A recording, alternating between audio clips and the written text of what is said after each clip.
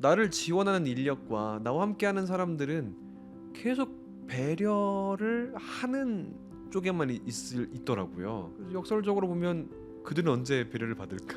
저는 혼자 사니까 친구들이 제 집에 오면 이렇게 말합니다. 야 창훈 안녕? 야 근데 불 좀 켜줘. 저는 집에 불을 꺼놓고 살거든요. 아, 비장애인들이 왔을 때 어둡잖아요. 아, 그때 확실히 느꼈어. 아 얘들 어둡겠구나. 불이 필요하겠구나. 그 이들도 나의 배려가 필요하구나. 이게 존중이 필요하겠구나라는 생각을 많이 하게 된 겁니다. 그때.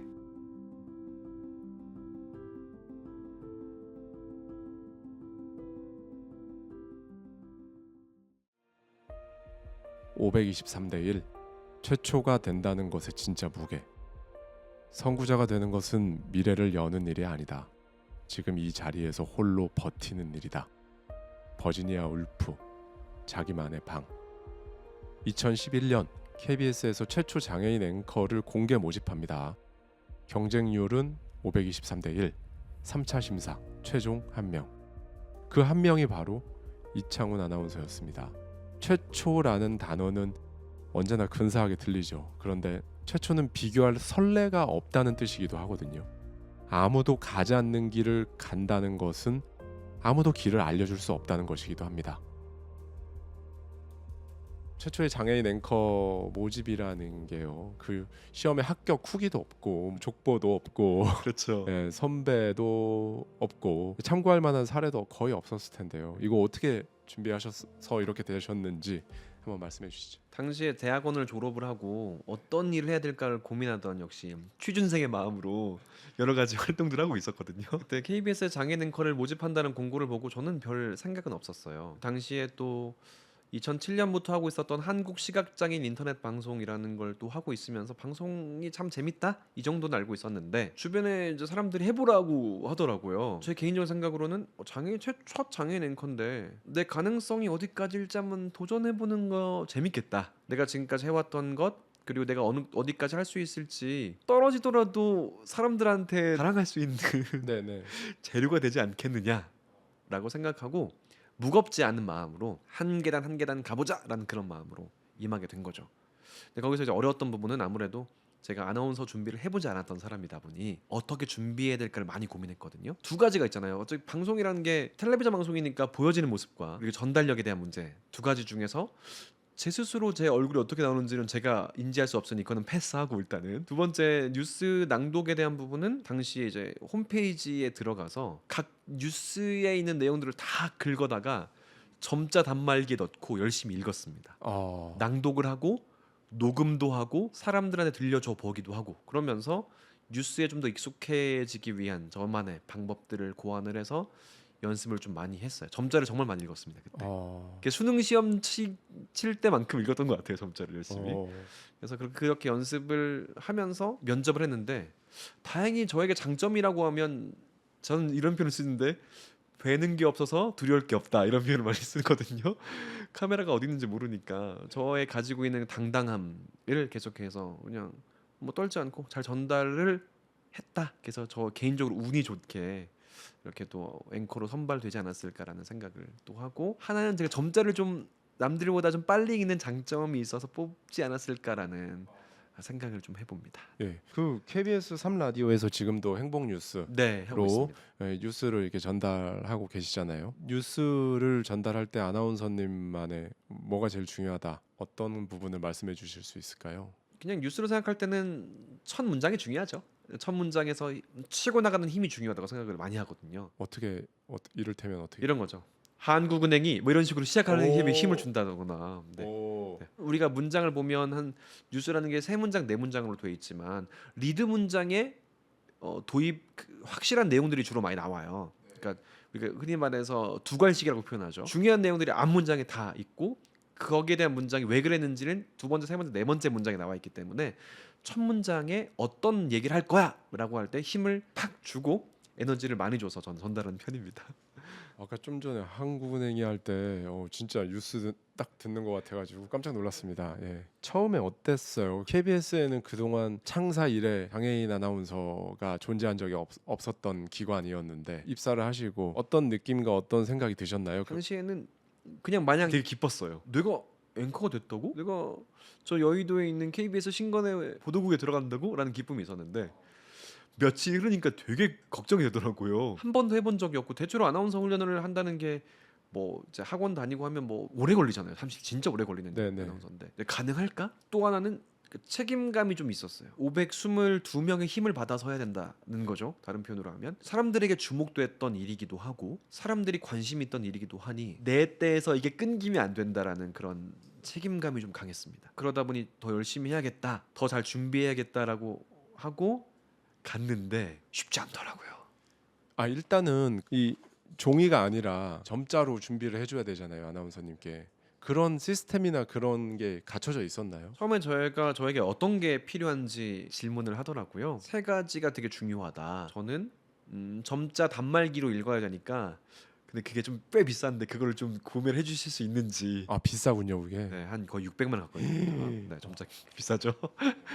두 번째는 혹시 그 기기가 다운되면 어떡합니까? 그러니까 점자 프린트로 된 점자 종이로 된 원고가 필요하다. 점자 프린트기도 구매가 필요하다라고 얘기를 했고요. 내가 다녀야 되니까 제가 주요 다닌 지점에 점자 유도 블록을 설치해 주셨어요. 그래서 뭐 화장실이라든지 보도본부 데스크가 있는 곳이라든지 분장실이라든지 갈 데가 진짜 많잖아요. 많잖아요. 네. 그 주요 동선에다가 점자 유도 블록을 설치해 주셨고 제 뉴스를 체킹하고 또 제 매무새를 확인하고 저의 어떤 모습들을 확인하기 위해서는 저를 돕는 지원하는 인력들이 필요하더라고요. 그래서 지원 인력까지 세 개를 딱 주셔서 제가 뉴스를 할 수 있는 환경들을 만들어 주셨습니다.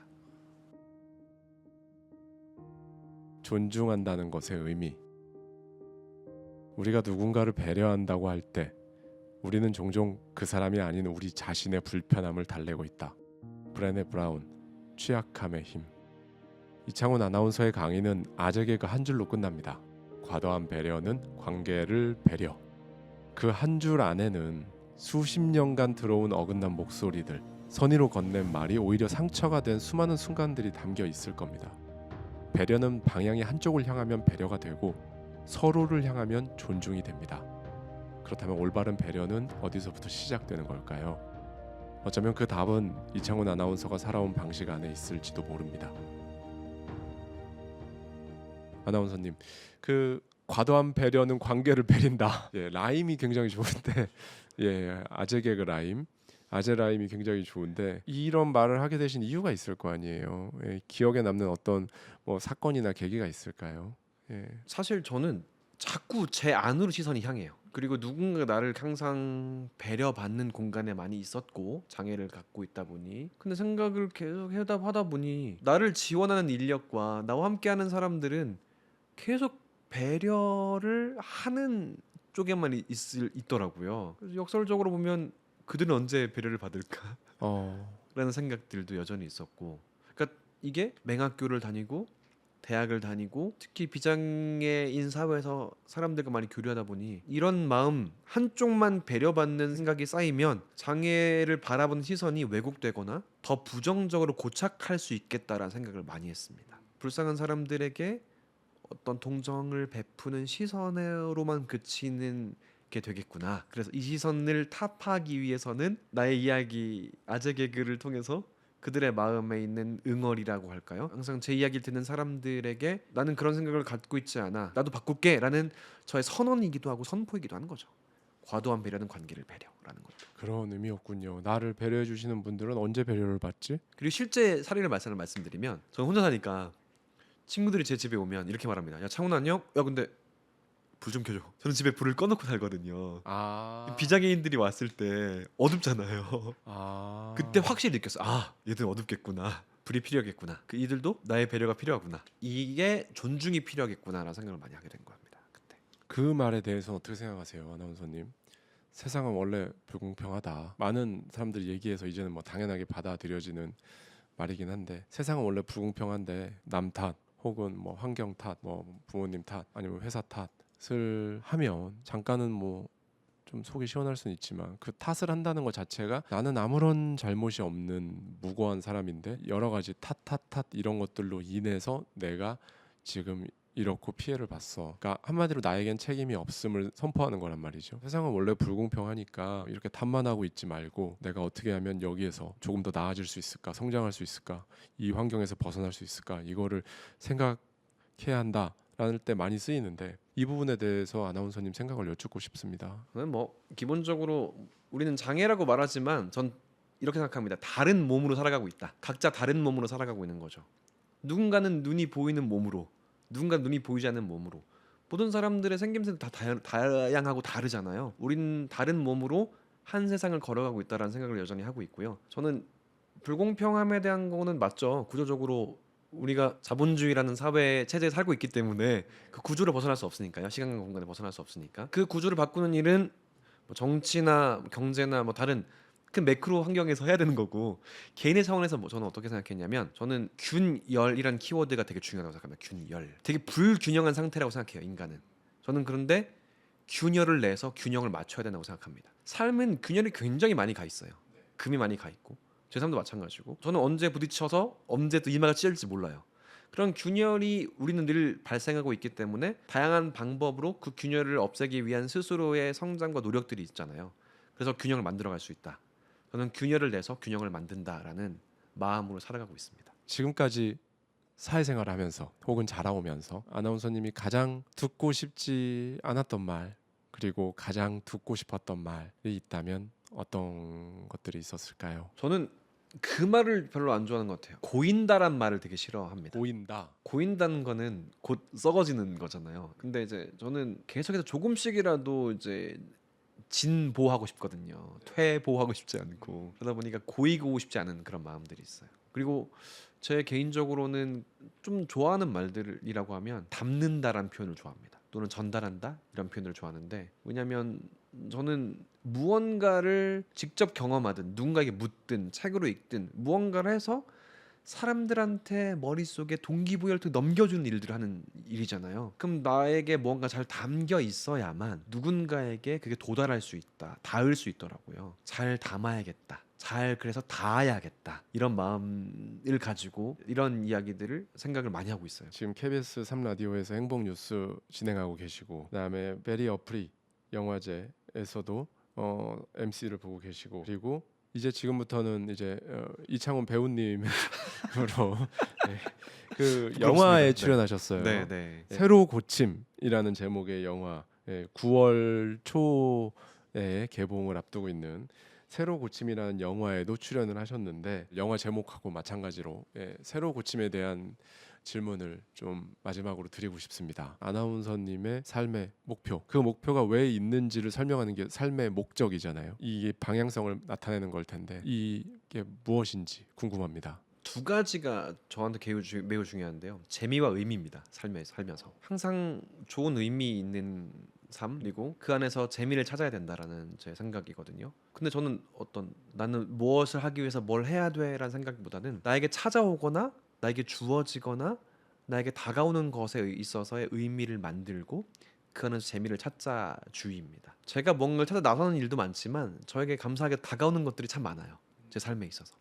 그 다가오는 것들을 의미 있게 바라보고 그 안에서 재미를 만들어가는 삶을 여전히 끝까지 살고 싶고, 그 안에서 전 계속 자유하고 싶어요. 네, 그 마음들을 가지고 있습니다. 늘 새로 고침. 이게 모토라고 하셨어요. 삶의 모토. 늘 새로 고침. 이거 사실 쉽지 않거든요. 이걸 모토로 삼게 된 어떤 계기라든지 아니면 생각의 변화라든지 뭐 그런 게 있으셨어요? 제 스스로가 시간이 지나면서 점점 새로 고침하지 않은 사람이 되고 있더라고요. 역설적으로 보면 저희가 구조 되게 중요시 여긴다고 말씀하셨잖아요. 살면서 구조가 단단해진다는 건 누군가 얘기를 잘 안 듣는다는 얘기가 될 수도 있거든요. 네네네.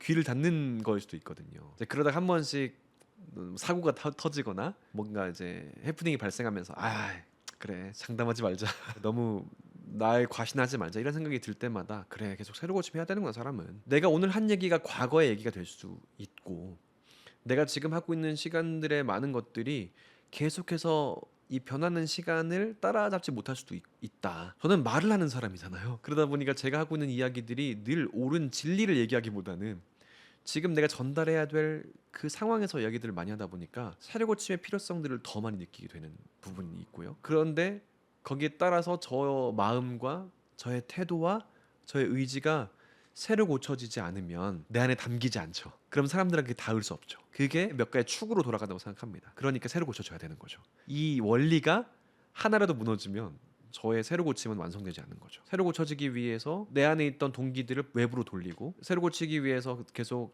방향 밖으로 향하고, 내 안에서 좋은 걸 담아야 되고, 좋은 것들이 계속 닿아야 되고, 그 말들이 과거의 어떠한 그 당시의 이야기가 될 수 있음을 인지하는 것, 그 흐름을 계속해서 연동시키고 있다라고 생각을 합니다. 그러니까 이야기의 가동 범위를 넓혀야 된다. 우리가 운동을 통해서 몸의 가동 범위를 넓히듯이 말의 가동 범위를 넓히기 위해서는 새로 고침이 필요하다. 그게 저 새로 고침 역설이라고 저는 스스로에게 표현합니다.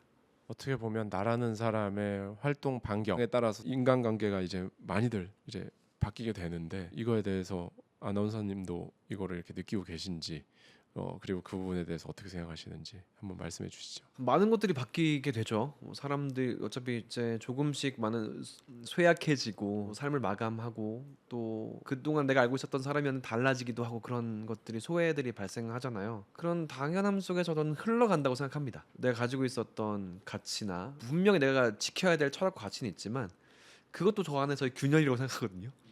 그 균열 속에서 만들어지는 균형들이 있지 않을까? 그리고 그 안에서 새로운 변화들을 맞이하게 되지 않을까? 저는 앞으로, 저는 기본적인 저의 태도는 긍정의 삶을 살고 있거든요. 네네. 감사와 긍정과 사람들을 바라보는 태도도 크리티컬하게 살진 않아서, 어떻게 하면 더 좋은 것들이 또 다르게 흘러올까에 대한 기대감이 늘 있어요. 삶에 대한 기대감이 있어서 저에게 하는 일은 잠 잘 자고 그리고 좋은 것들을 잘 먹고, 그래서 그 삶의 흐름 속에 나의 약함이 나와 누군가에게 어려움이 되지 않도록 나를 잘 관리하자, 이 정도의 마음을 가지고 아마 삶을 살아가지 않나 생각을 합니다. 이창훈 아나운서님, 오늘 긴 시간 동안 너무 좋은 얘기, 긍정의 에너지로 또 이렇게 전에 말씀을 해주셔서 다시 한번 감사드립니다. 고생 많으셨습니다. 네, 여러분 감사합니다. 감사합니다. 감사합니다. 네. 오늘 우리는 한 사람의 목소리를 들었습니다.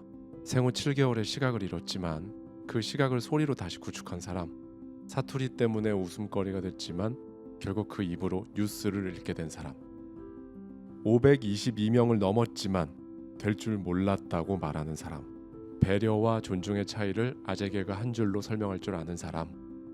그의 이야기를 들으면서 자꾸 우리 자신의 이야기가 겹쳐 보였습니다. 낯선 세계에 처음 내려졌던 날, 말하지 못해서 어긋났던 관계, 아무도 가지 않은 길 위에서 혼자 기준을 세워야 했던 순간들. 이창훈 아나운서가 걸어온 길은 특별하지만 그 길에서 느낀 것들은 우리 모두에게 진한 공감을 전해주었습니다. 늘 새로 고침. 이 말이 오늘 이 영상을 보는 여러분들께도 새로운 출발이 되시기를 진심으로 바랍니다. 지금까지 디 아카이브, 저는 하와이 대저택이었습니다.